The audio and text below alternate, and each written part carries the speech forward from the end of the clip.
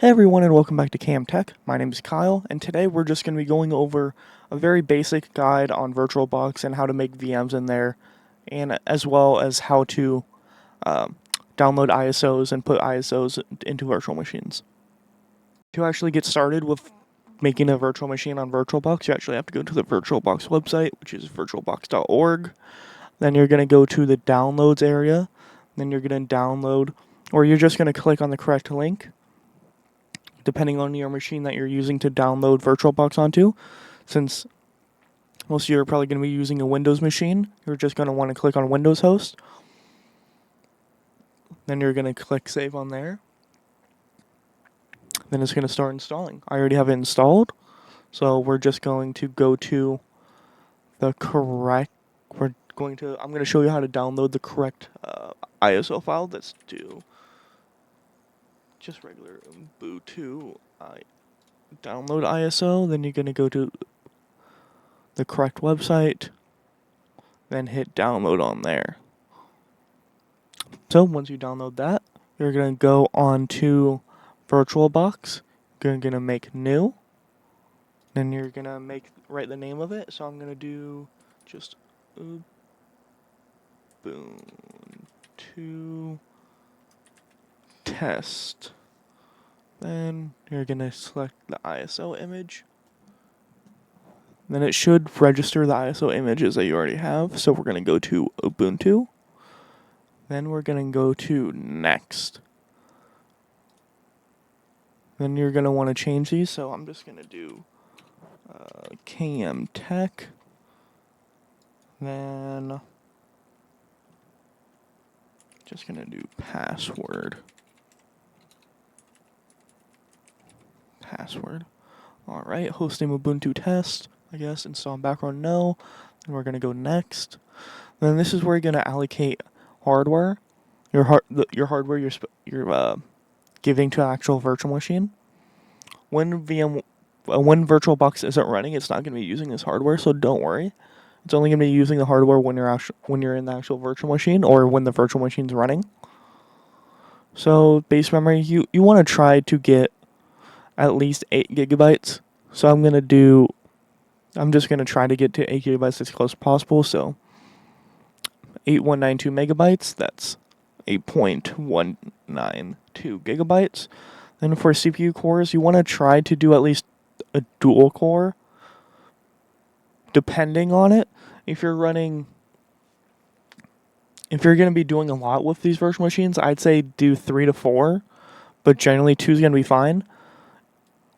I'm going to go over in a further video during times like going to go over a video about networking, and I'm going to go over this more in detail. So we're just going to do 2 CPU cores and 4 or 8 gigabytes of memory. Then we're going to create a hard disk space. So we're going to do that. I'm not going to pre-allocate the full size. Pre-allocating the full size just means you cannot use the actual storage outside of.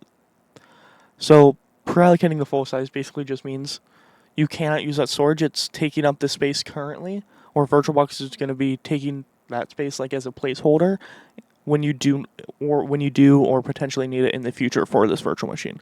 So I'm not going to do that today since I'm probably just going to be deleting this after this guide. So alright, just want to make sure all of that's correct. Just go finish. Then we have Ubuntu test right here, and it's powering up the VM. So alright, it's going. Ubuntu's downloading on here. This is a very good start.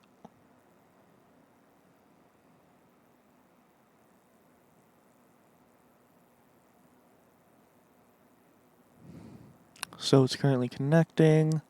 This is all basic. Then you want to select your language, and mine is English. No, I'm just going to continue without updating for this. Then we're going to go done. And network configuration, configure one network, okay. It already has one, so done. Done. Skip over. Yes, use entire disk, and that's just using the entire disk of the pre-allocated 25 gigabytes that we did. So that's perfect. So done, done, continue. Then do my name. Let's just do, let me spell my name correctly for once. Server's name, Ubuntu test, pick username. Let me just do Kyle. Password. Just make any password. Usually you want to go for something more safe, so something safe and that you're gonna remember. But no one's gonna be really trying to hack your. No one's gonna be trying to hack your your VirtualBox, your VirtualBox VM. So you don't have to worry about it too much, unless there's actual data on there that you need to do or you need to protect. I don't want to install any of these. Then it's going to be installing the kernel.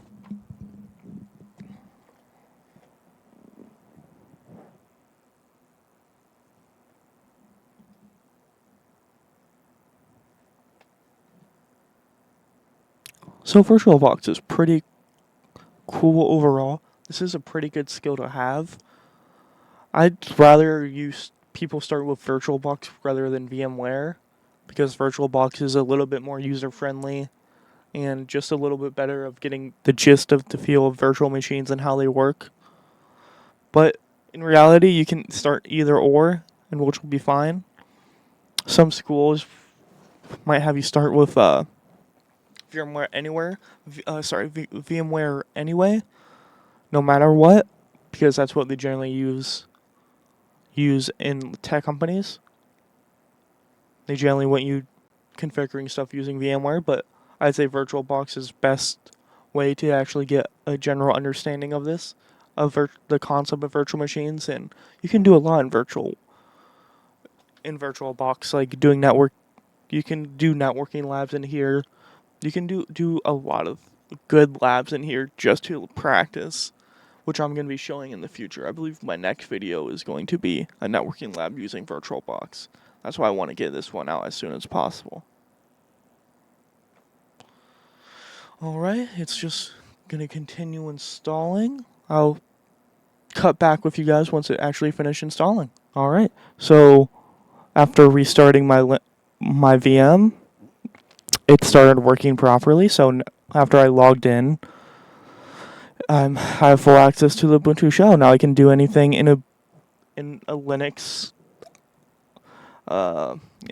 realm that I want to do. So yeah, that's gonna be it for today's video. I covered everything I wanted to for today. Next video of mine, I'm gonna be doing a networking lab. That should be this next Tuesday. I'm gonna give you a networking lab in VirtualBox. So we're gonna go from there. So yeah, thank you guys for watching, and have a good rest of your guys' day.